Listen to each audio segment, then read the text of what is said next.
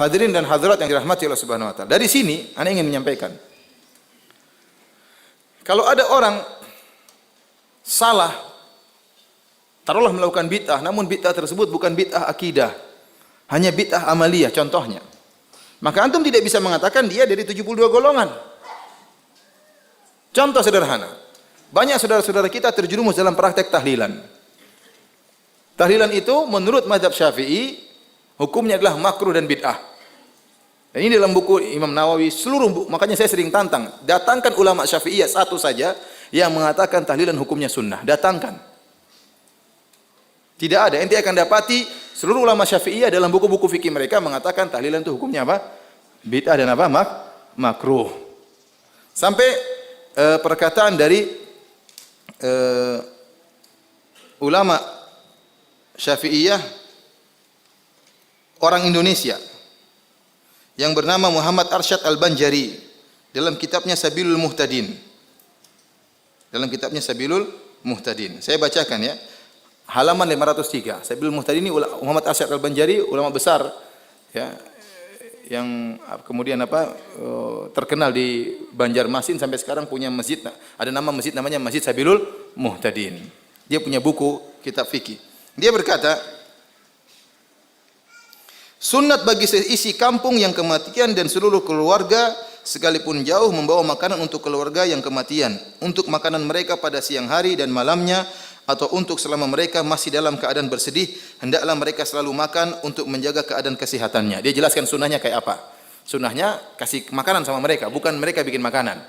Sunnahnya keluarga jauh pun membantu mereka. Jadi karena mereka dalam kondisi susah, diberi hiburan dengan berikan makanan, mungkin diberikan bantuan uang karena mereka terkena musibah. Orang kena musibah kita hibur dengan beri apa? Makanan. Bukan sebaliknya mereka kerepotan. Kemudian beliau berkata, makruh lagi bid'ah bagi yang kematian membuat makanan untuk dimakan oleh orang banyak, baik sebelum maupun sesudah mengubur, seperti yang kebiasaan dikerjakan oleh masyarakat. Ini ulama Syafi'iyah ini, orang Indonesia. Dia mengatakan seperti kebiasaan yang dilakukan oleh apa? Masyarakat. Jadi maksud saya, ya, perkara ini perkara yang ma'ruf, ya, dalam mazhab Syafi'iyah bahwasanya membuat acara makan-makan setelah kematian hukumnya apa? Bid'ah, makruh. Taib, kalau ada orang terjerumus dalam hal tersebut, melakukan hal tersebut, apakah kita vonis dia sebagai ahlul bid'ah? Jawabannya tidak. Dia kalau cuma gara-gara kesalahan ini, tidak bisa kita keluarkan dia dari firqah najiyah, paham? Karena ini bukan masalah akidah, bukan masalah usuluddin, bukan masalah kaidah kuliah. Tapi dia salah dalam satu perkara, perkara fikih misalnya. Karena ini bid'ah amaliyah. Ya. Paham? Paham atau tidak? Ya. Maka jangan suka mudah-mudah menyesatkan apa? Orang ya. Antum bilang salah, enggak jadi masalah, itu hak kita. Paham?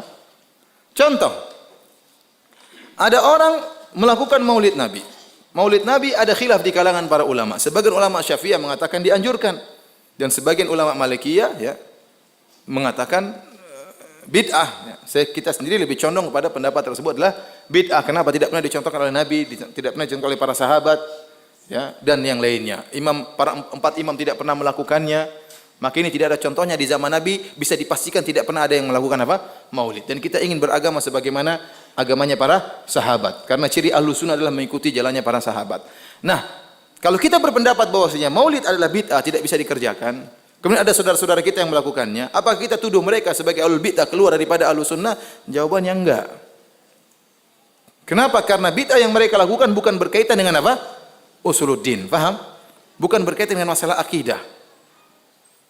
Tapi kita katakan mereka salah, ya. Namun kesalahan ini tidak mengeluarkan mereka dari apa? Ahlus Sunnah. Karena kesalahan mereka bukan masalah akidah. Beda kalau mereka meyakini bahwasanya boleh minta ke kuburan Nabi, ya ini lain cerita. Pergi ke mayat kemudian minta kepada mayat, itu sudah masalah tauhid, masalah syirik atau tidak. Ini lain cerita. Mereka jelas bukan Ahlus Sunnah wal Jamaah. Tapi kalau kesalahannya sekedar maulid, hanya sekedar tahlilan, ya. Apalagi bid'ah-bid'ah yang lainnya, karena bid'ah bertingkat-tingkat, ikhwan. Bid'ah bertingkat-tingkat. Bid'ah bertingkat-tingkat. Bid'ah yang mengeluarkan seorang dari Ahlus Sunnah adalah bid'ah-bid'ah besar, bisa bid'ah akidah. Seperti Khawarij, Syiah, Qadariyah, Mu'tazilah. Ini bid'ah-bid'ah besar yang mengeluarkan seorang dari apa? Ahlus Sunnah wal Jamaah. Faham? Ya. Sama seperti seorang Ada namanya muslim, ada namanya fasik. Ada seorang muslim, dia melakukan dosa-dosa. Dosa-dosa, kita tidak katakan dia fasik. Selama dosa-dosanya kecil. Beda kalau dia melakukan dosa besar. Kita katakan dia apa? Fasik. Karena dosa besar tersebut mengeluarkan dia dari status seorang yang mukmin yang kuat menjadi seorang yang apa? Fasik. Baik.